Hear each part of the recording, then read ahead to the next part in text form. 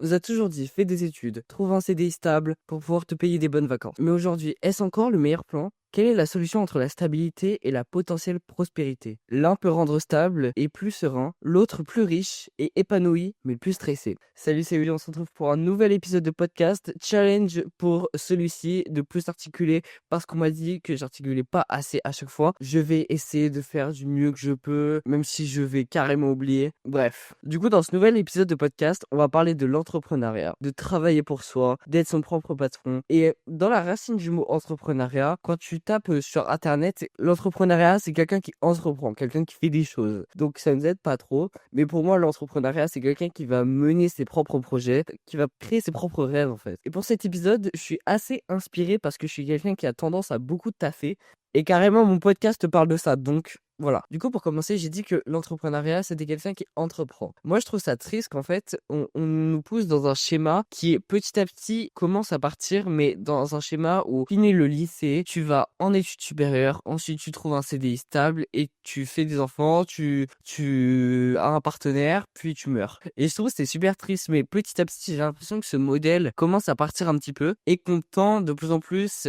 Bon, alors je trouve qu'on en est quand même loin, mais plus à accepter qu'une personne fasse ses propres projets, qu'elle crée sa propre entreprise, etc.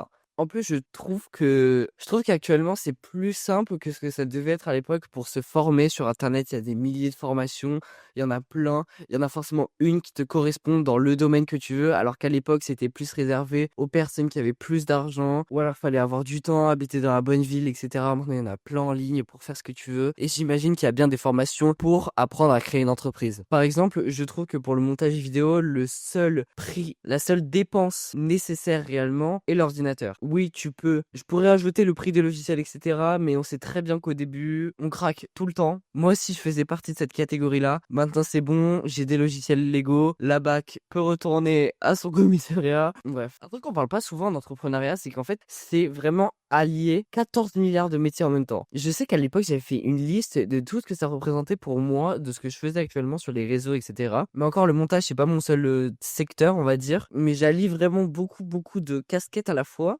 Et on te dit que tu peux travailler quand tu veux, ce qui est vrai. Mais en fait, plutôt que travailler quand tu veux, on a plutôt tendance à travailler tout le temps. Mais pourquoi est-ce aussi courant et dur de pas se faire de vraies pauses? Moi, je sais. Parce que si on fait, à chaque fois que je fais une pause, personnellement, moi, je capte que mes projets, ils bougent pas. Mon entreprise, elle bouge pas. Mes trucs ne bougent pas. Contrairement au salariat, où là, l'entreprise va bouger parce qu'il y a d'autres acteurs, il y a un patron qui va faire les décisions, etc. Là, c'est nous-mêmes. Tout repose sur nous. Du coup, si on travaille plus, l'entreprise bougera, mais moins vite. Mais même pire dans l'entrepreneuriat, c'est que quand tu vas t'arrêter toi pour faire une pause, c'est qu'il y a d'autres gens, eux, qui vont continuer à avancer. Parce qu'on peut toujours faire plus, il y a toujours des gens qui feront plus vite, mieux, etc. Et c'est hyper frustrant de voir qu'il y a des gens qui réussissent mieux que nous, alors qu'on fait la même chose. Et puis, quand on est en entreprise, en général, on n'est pas aussi investi dans l'évolution de cette entreprise que si on la détient nous-mêmes. On est surtout très tatillon sur le nombre de zéros sur notre salaire, malheureusement. Également, quand tu commences à toucher de l'argent, t'as commencé quelque chose parce que tu aimes le faire, j'espère. Mais là, ce qui est différent, c'est que tu es obligé de faire ce que t'aimes. Du coup, ça crée un espèce de rapport malsain où t'es en mode, ok,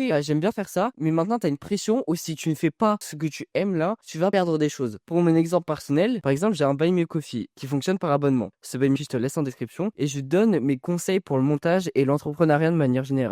Sauf que je suis obligé de fournir ce que les abonnés ont demandé, c'est évident. Actuellement, il y a les crédits en description, les accès anticipés, les posts réguliers pour progresser, les réductions, les rôles sur les salons Discord, etc. Alors autant les réductions, j'ai rien à faire, c'est automatique, mais pour les accès anticipés et les crédits de vidéos par exemple, s'il y a plus de vidéos qui sortent, l'abonnement perd de la valeur et c'est pareil pour les posts que je fais régulièrement, ils risquent de se désabonner, donc je vais perdre de l'argent. Si je ne fais plus ce que j'aime, je vais perdre de l'argent. Et c'est assez malsain. Et en plus, j'ai l'impression que quand tu as cette notion d'argent qui rentre en jeu, maintenant tout change. C'est plus la petite passion que tu fais à côté, etc. Mais c'est la chose que tu es obligé de faire. Les youtubeurs, je pense que ça vient d'une passion, mais ils sont obligés de monétiser des trucs, ils sont obligés de faire des partenariats, etc. pour faire l'argent et pour pouvoir assurer un avenir pas trop difficile pour eux. De plus, quand il y a cette notion d'argent qui rentre en jeu, là, les choses changent et tu deviens plus stressé également. Parce que tout peut s'effondrer d'un coup du jour au lendemain, ton entreprise, elle peut s'arrêter. Moi, tous les gens sur mon Buy Me Coffee, ils peuvent se désabonner et c'est un peu le risque au final. Alors que quand, une fois t'es en CDI, là, l'entreprise, certes, elle peut très bien tomber, mais c'est pas toi qui es stressé. Ou alors tu l'es, mais moins que la personne qui la dirige quand même. Toi, t'as juste une tâche que tu fais de 8h à 18h. Mais quand même, lance-toi. Je pense que c'est super important de se lancer, surtout quand on a un truc à côté. Ça permet de faire notre passion, de voir si elle se développe ou pas, de voir si ça marche. Et normalement, au bout de 2 ans, c'est là où ça peut commencer à être rentable. C'est les 2 ans qui sont assez décisifs dans une entreprise. J'exagère un peu, mais en général, c'est très rare qu'une entreprise devienne rentable avant ces 2 ans. C'est jugé comme très rare. Par exemple, si tu es étudiant ou que tu as un travail, lance-toi parce que au moins, tu as toujours une solution de secours. Si tu vas tout d'un coup, tu fais un énorme saut de l'ange sans que tu sais pas du tout où aller, peut-être que ça va tout simplement pas marcher parce que ça arrive que ça marche pas. Mais si ça marche pas, tu auras forcément obtenu quelque chose, c'est-à-dire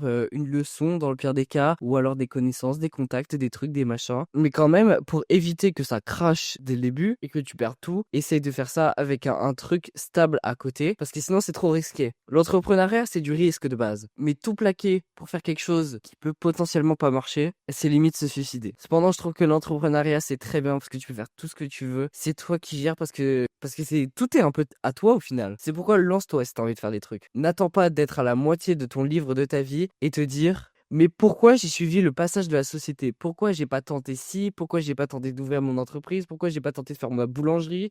Tes pages de ton livre de ta vie sont comptées, alors s'il te plaît, les gâche pas. Voilà, j'espère que cet épisode t'a permis de voir ma vision sur l'entreprise. Oublie pas que si tu crées une entreprise, c'est très important de te déclarer, de faire des trucs à l'état et tout. C'est assez chiant au début, mais commence en mini-entreprise, etc. Il y a beaucoup de paperasse à créer. Mais je t'ai mis un petit guide dans mon serveur Discord dans la partie FAQ au niveau de ton âge, ce qu'il faut faire, comment tu peux diviser tes cotisations sociale par 2. Et je te conseille également de bien être entouré. J'en ai parlé dans un post by Me Coffee et j'en reparlerai bientôt dans un nouvel épisode de podcast sur l'importance de l'entourage. Et je te force par contre à utiliser un logiciel qui s'appelle Abi pour faire tes devis. Du coup, si tu peux donner ces petites tâches à un logiciel, ça va te faire le plus grand bien. Je te mettrai un lien affilié en description. Je te souhaite une bonne vie, une bonne soirée. C'était Weeby. Bisous.